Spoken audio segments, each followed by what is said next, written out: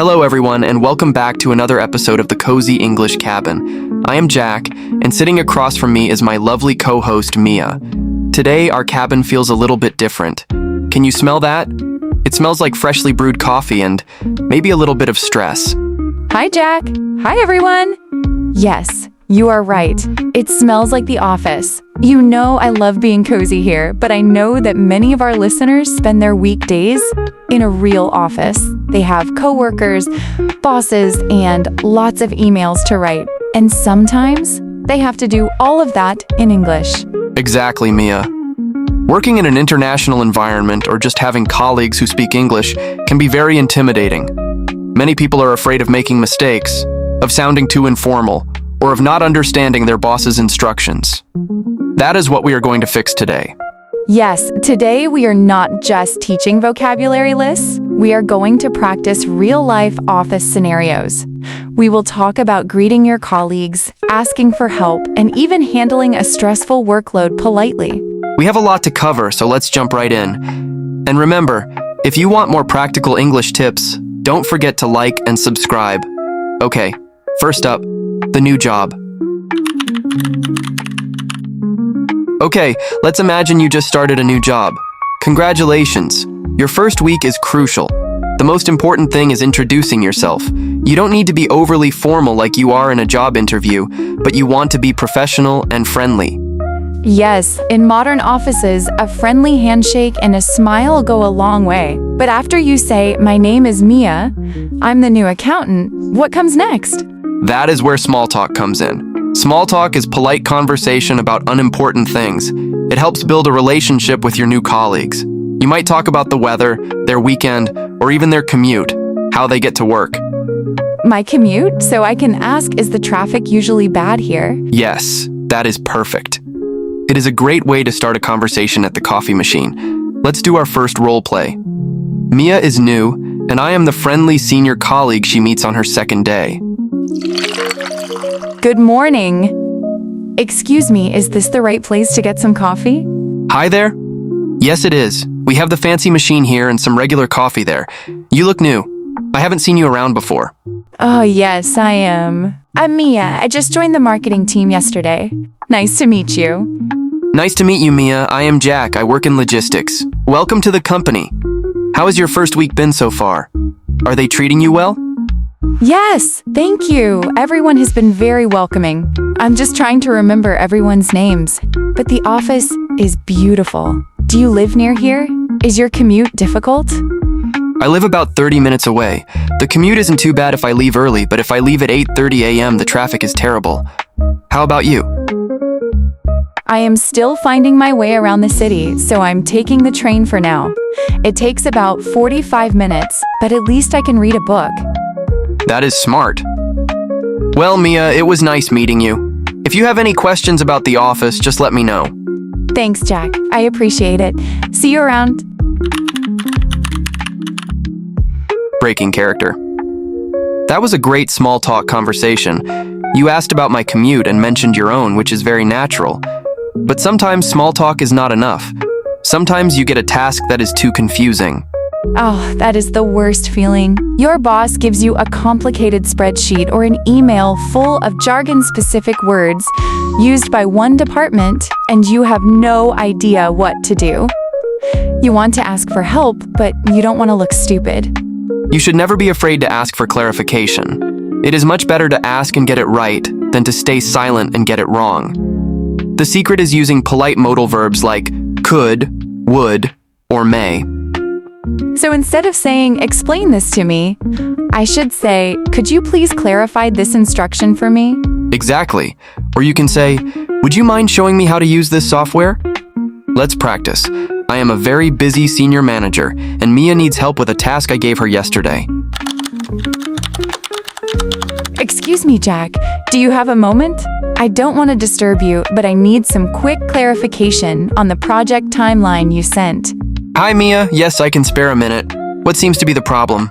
I was looking at the spreadsheet, and I am not quite sure what you meant by finalize phase 3 by EAD. Could you explain that for me, please? Right, sorry, I used too much shorthand. EOD means end of day. I want the third phase of the project finished by 5 p.m. today. Was that confusing? A little bit, yes. Thank you for clarifying. Now that I know, I can get back to work. No problem, Mia. If you ever see a term you don't understand, just ask. It is better to check first. Great job, Mia. You used the polite phrase, "I don't want to disturb you, and I need some quick clarification." It makes a huge difference. But now, we move to the final challenge, when you have too much work. Yes, this is a common situation. Everyone is burned out or has a heavy workload. Suddenly, your boss gives you another urgent task with a tight deadline, the time when the work must be finished. You are already busy. You cannot say, "No, I am too tired." That is unprofessional. Definitely. Instead of saying no, you need to prioritize. You need to politely explain your current tasks and propose a solution. You can say, "I am currently working on the logistics report. Would it be possible to handle this new task tomorrow morning instead?" Or you can ask your boss which task is more urgent. "I have the X project and the Y project. Which one should I prioritize?" Exactly. This shows you are responsible and organized, not lazy. Let's do our final role play. I am the slightly demanding boss, and Mia has a heavy workload. Mia, good. I need you to do something for me. Our client in London just asked for a quality check report on the last shipment. We need it done and emailed to them by 3 p.m. today. It is very important. 3 p.m. today? I understand it is important, Jack, but I'm currently working on the onboarding document for the new employees starting on Monday. I have a lot of work left on it. Well, the onboarding can wait. The client is the priority. Okay, I see. However, if I focus only on the client report, I won't be able to finish the onboarding document before I leave today. Will it be okay if I complete the onboarding tomorrow morning instead? Tomorrow morning? Yes, I suppose that will be okay. The onboarding is not urgent today. Good point, Mia. Let's prioritize the client report first. Thank you, Jack. I will get started on the quality check report immediately. Breaking character. Well done, Mia. You politely pushed back on your boss. You didn't just say no. You explained the consequence, onboarding won't be finished, and offered a clear solution, finish it tomorrow. That is excellent professional English. I was actually a little nervous. Even in a role play, talking to a demanding boss is scary. That is normal. The more you practice these polite phrases, the more natural they will become. Let's break down some of the key workplace terminology we use today. First, we used colleague or coworker. Colleague, coworker. These are the people you work with, usually in the same department or company. Second, we talked about a commute. Commute. This is the journey you make from your home to your office and back. For example, I have a terrible commute. Third, we use jargon. Jargon.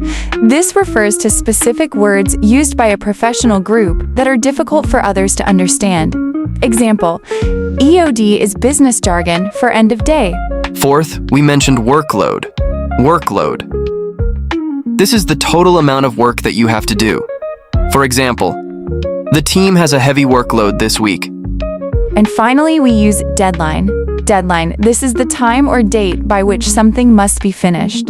For example, the deadline for this project is next Friday. We covered a lot of ground today, from small talk to dealing with deadlines. We hope this episode helps you feel more confident and professional at work. We have a question for you.